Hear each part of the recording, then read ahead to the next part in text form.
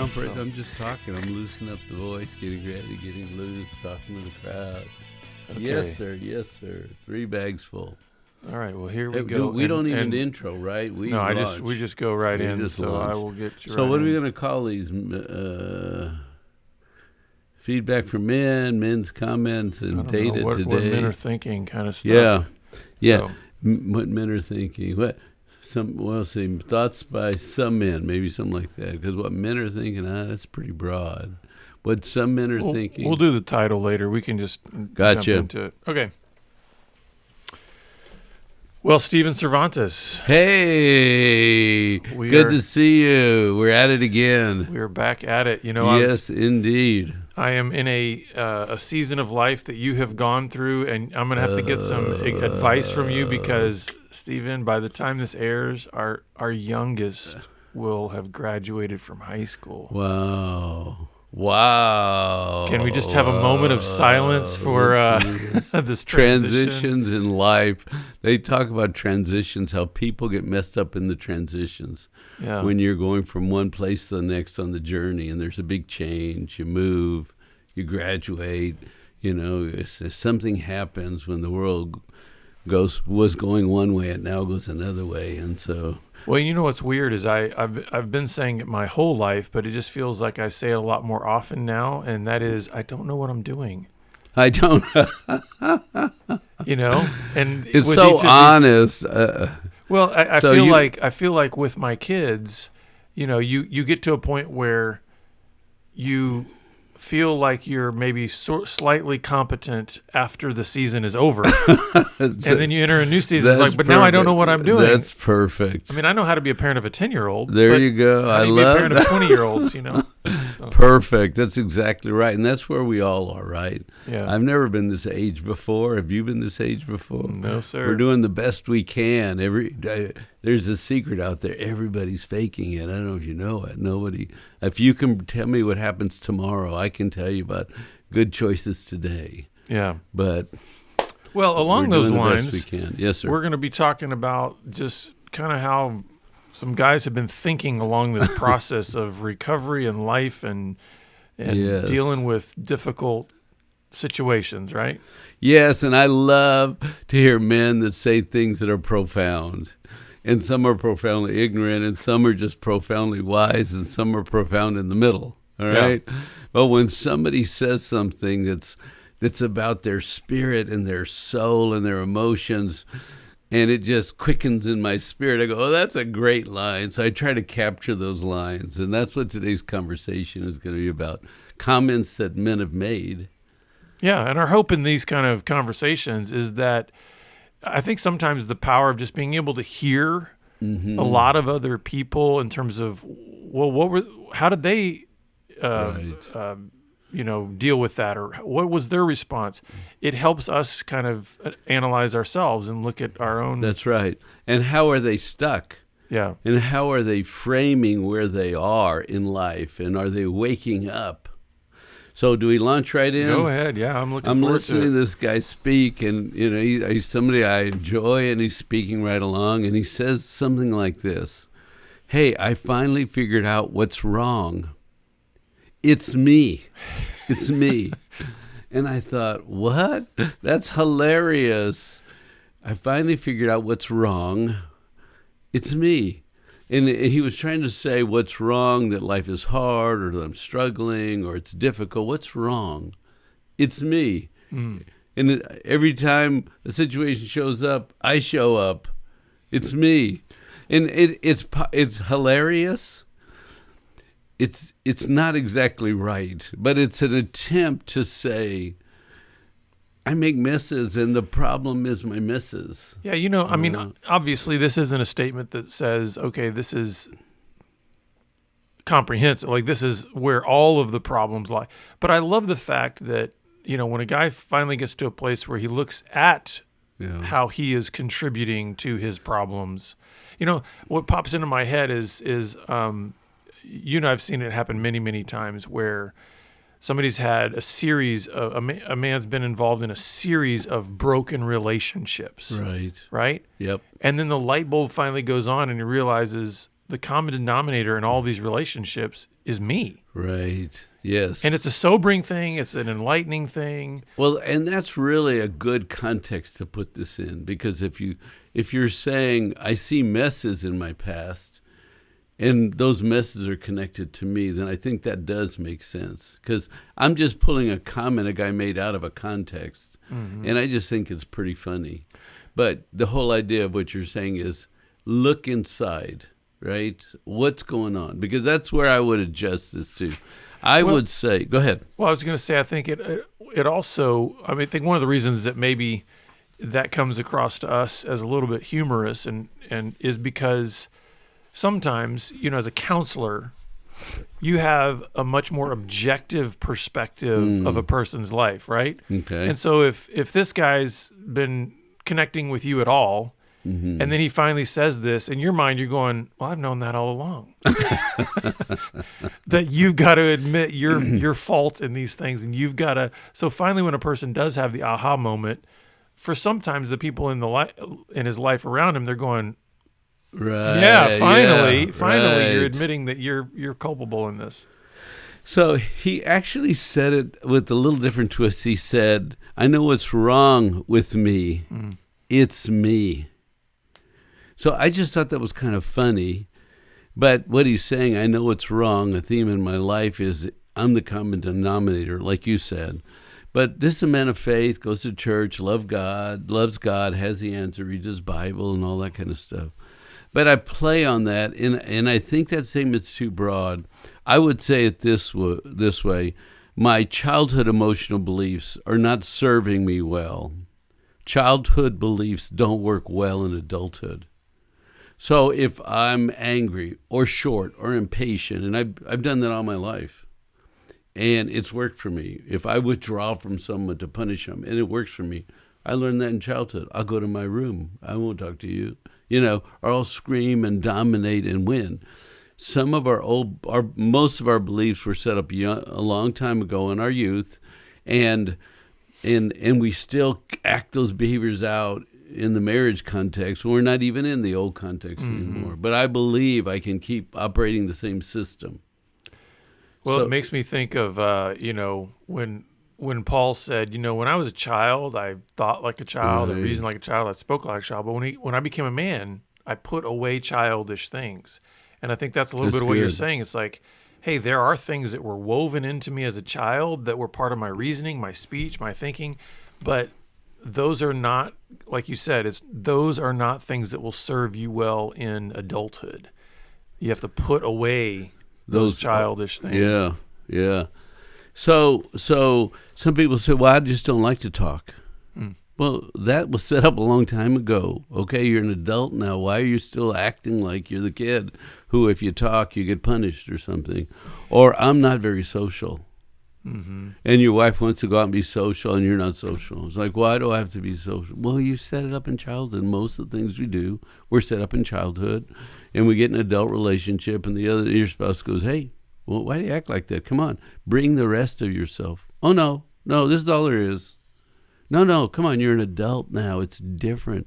Come on, you can do this. No. So anyway, just a thought. I know what's wrong with me. It's me.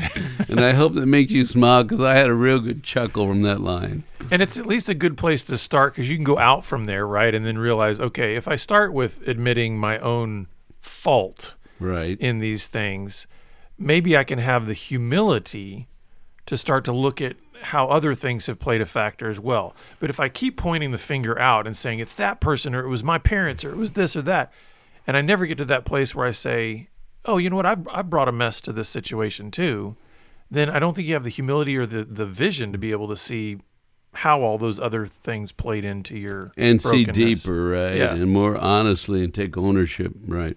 So number 2, I heard this line, I'm 75 years old, and there's no one who wants to go to lunch with me.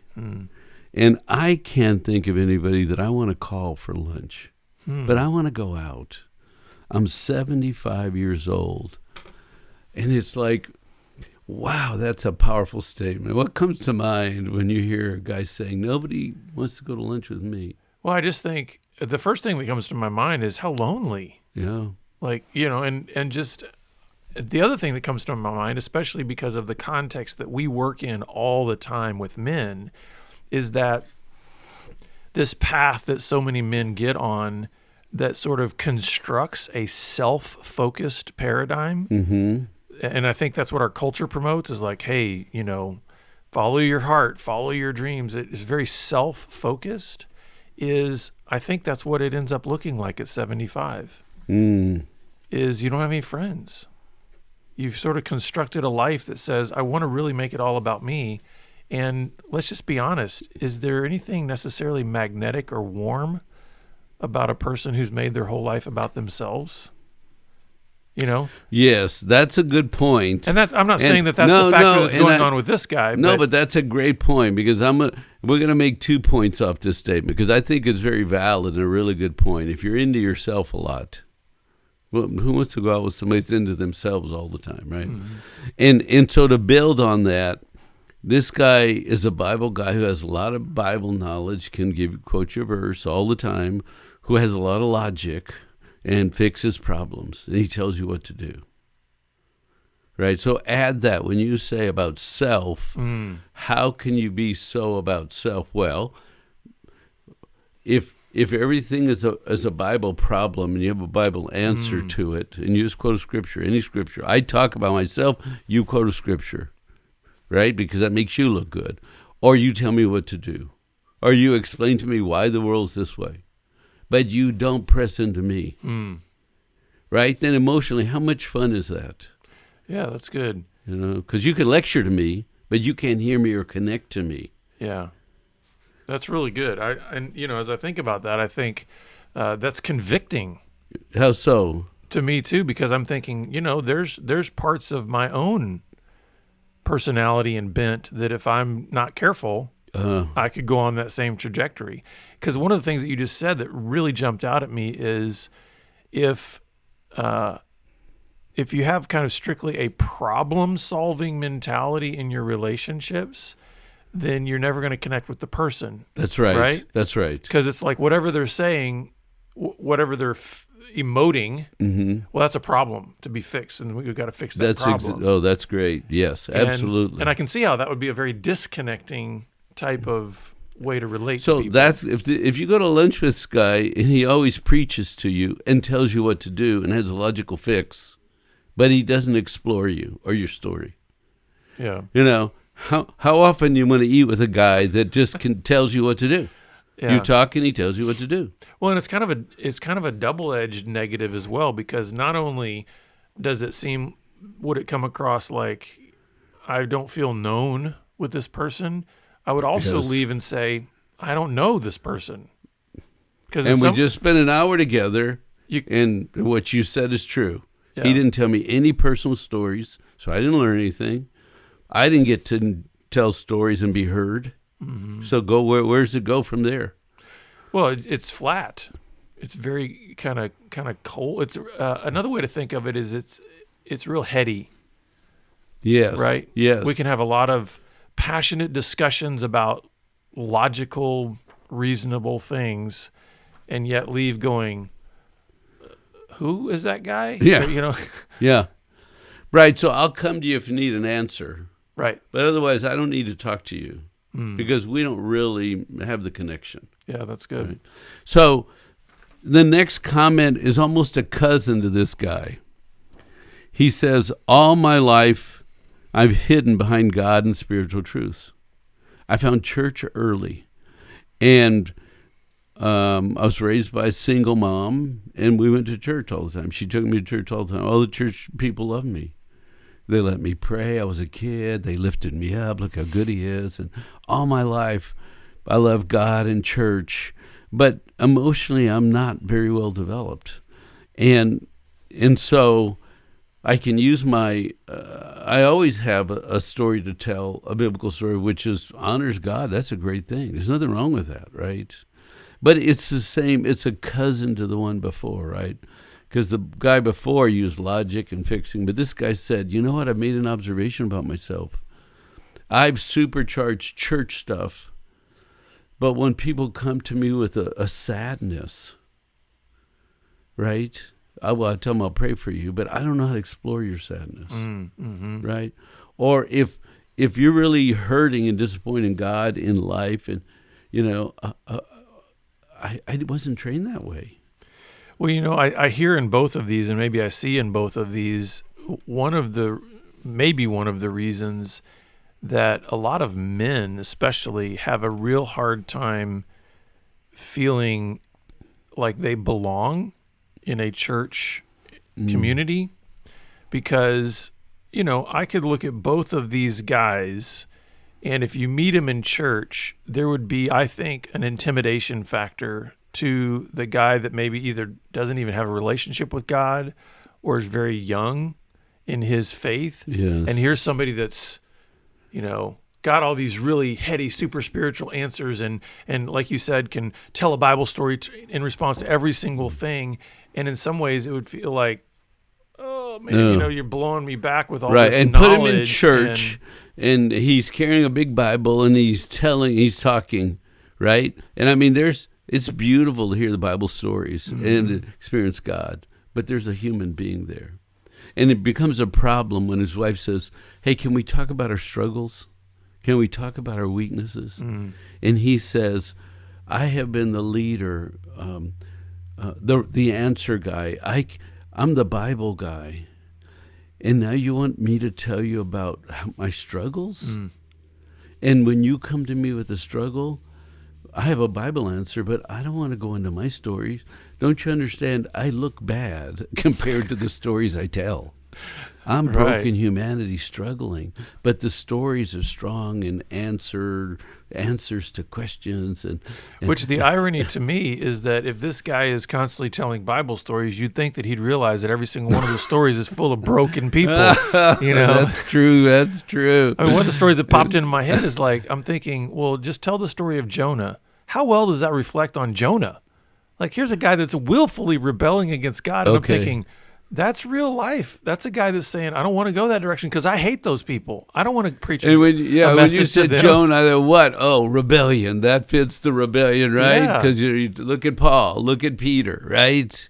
Yeah, a lot of broken people. There's broken people everywhere. So it's almost like he's not getting the stories he's telling, Well, but remember, he went in young, and he was loved at church, and he found a place, and they think he's wonderful because and it's like, well, I became the religious man.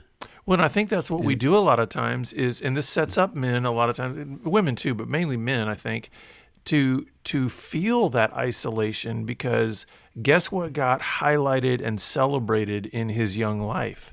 Knowledge. Oh, look how smart he is. Look, and lift him up, right? Look at how much Bible he knows, and how much. And he shows up, and they say, "Look what he knows. Look how good he is." And you understand, he would make that his identity. Yeah, and he has no idea how to emote. He doesn't know how to show empathy. He doesn't know how to listen. It's all those things that are part of a human connection. And his wife says, "Okay, talk to me about my life and your life." And he made this comment. He said, if people see me weak, they might laugh at me. So I stay strong all the time. Wow. I thought, wow, that's heavy, isn't it?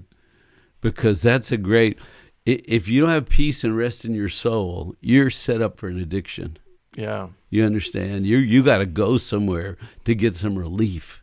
And you're going to be hypersensitive to any negativity or any criticism or correction that comes your way. Yeah. I got to block it and hide it and pretend and know and deny it. But the truth is, I'm a struggler too, right?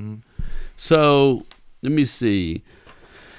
So the next one is, I never stop to look at my beliefs. I've run hard and fast the same way all my life. Now my wife is tired and does not want to continue our relationship anymore. So what's the connection between my beliefs and my wife is tired and doesn't want a relationship? I'm sort of glad. I just listed these comments, but aren't they flowing together? Yeah, they all fit together. One of the things that I think right here is just when there's a hypocrisy in our lives, because it's like, it almost sounds to me like I never stopped to look at my beliefs, and because I've just been running hard and fast the same way all my life, it's like, it sounds like his wife is saying, there's an inconsistency in you. you may state that you believe this over here, but the way you have lived your life, there's no Sabbath, there's no peace, there's no, surrender to Jesus. It's like, and I think that becomes wearisome in a relationship. And stuck and heavy and no growth. Yeah, to just be with somebody that you feel there's a duplicity about them all the time. It's kind of weird. I almost see in this guy that there's probably like a public persona and then his private life at home, and those don't match up. So that's right. And that always baffles women. You walk out that door and you turn on some charm and wonder, and you come home and you're flat. Yeah. There's no joy, no peace, no fun, no laughter, no rest, no growth.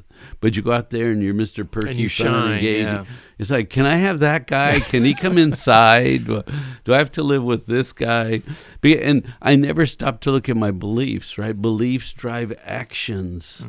So whether you talk or don't talk, whether you grow or don't grow, beliefs are critical. What do I believe? When I look at that, then I can make a shift to be better, right? That's the point of a bunch of these comments. The next guy said, there is such pain in recovery and growth and getting better. There's such pain.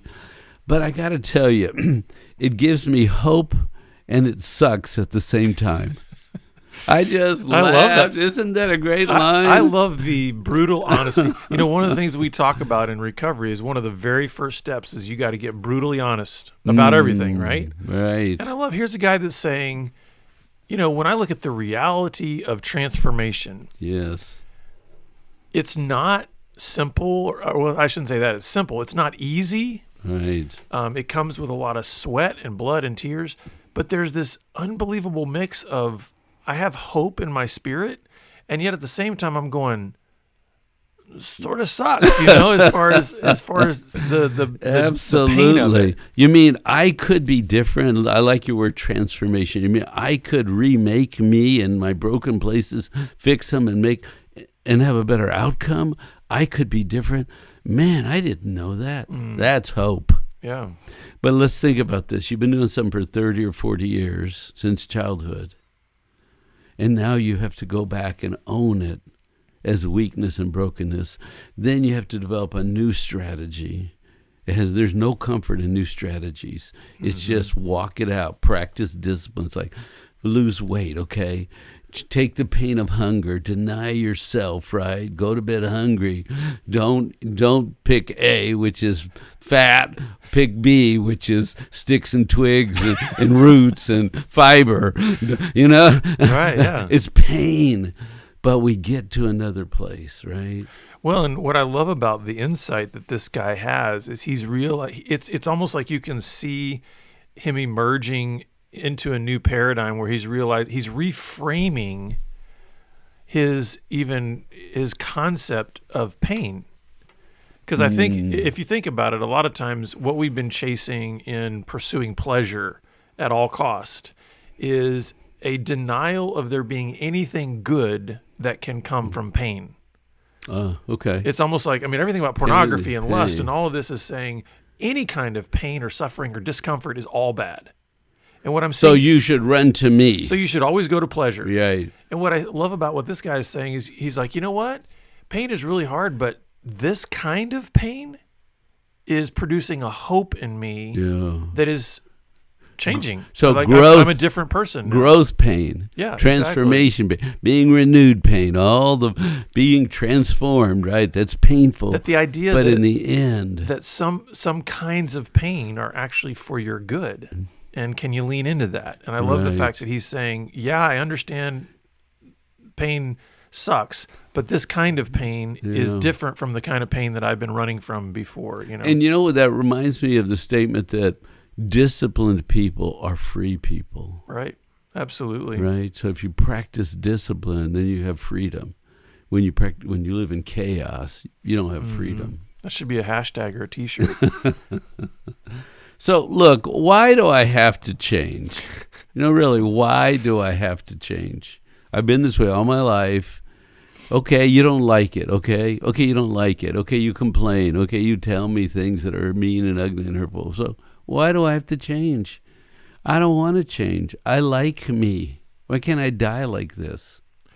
And my simple answer is, you don't have to change. You can die like that.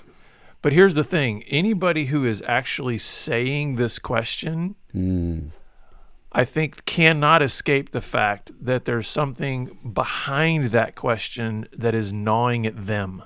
They want to point to everybody else and say, hey, what's wrong with you people? I don't want to change.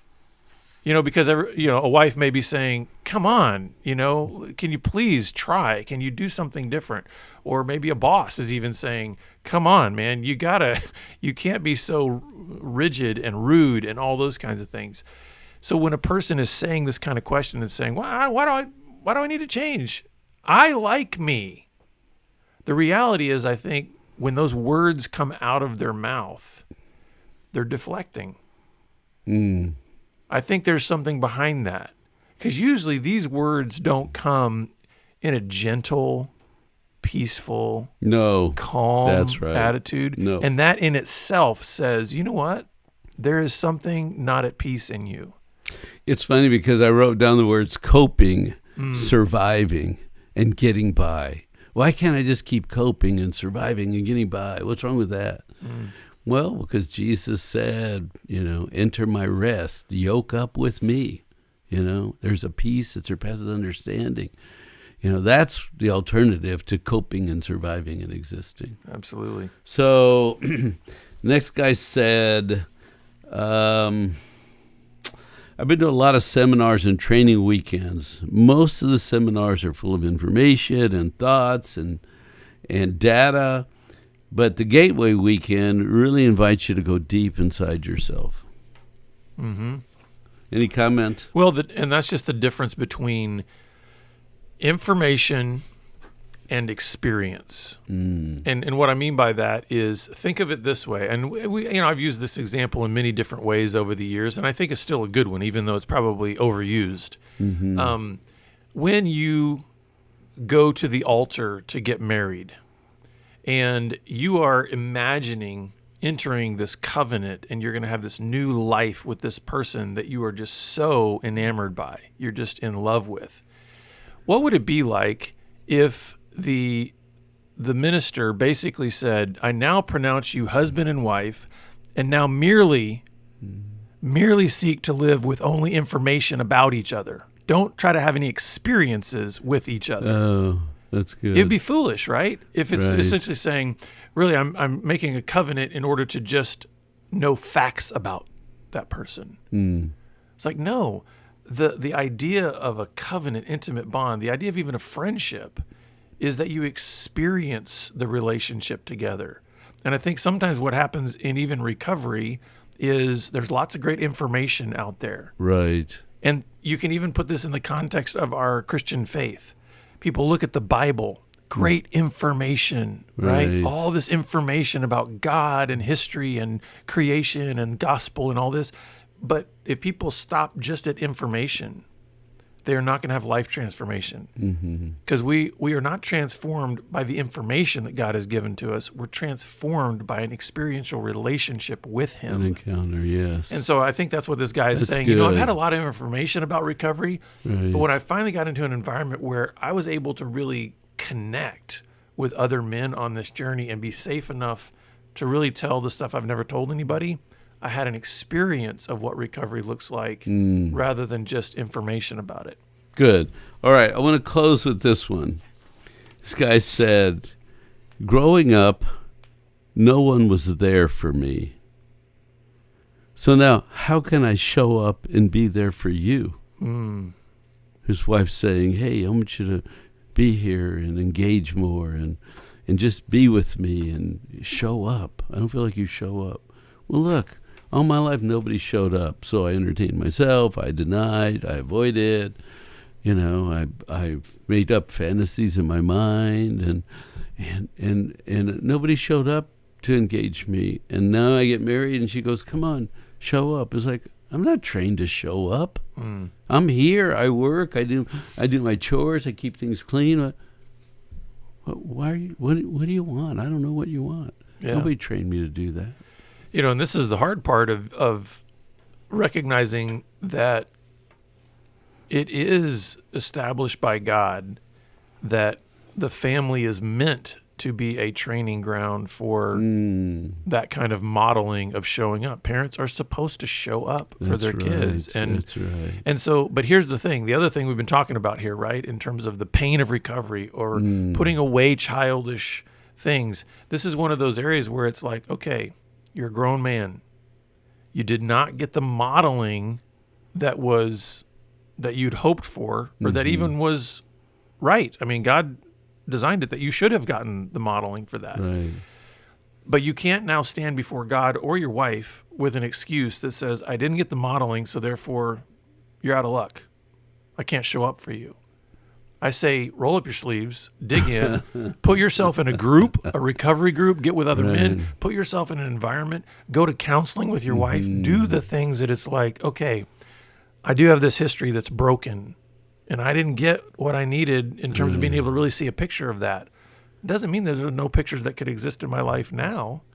So why don't I try to put myself in those environments where showing up can happen? And I would even say, let your wife model it for you. Right, yeah. Practice with her. Let her train you how to show up and be present. Well, and it could be also that she is, and he's just not paying attention, so. Right.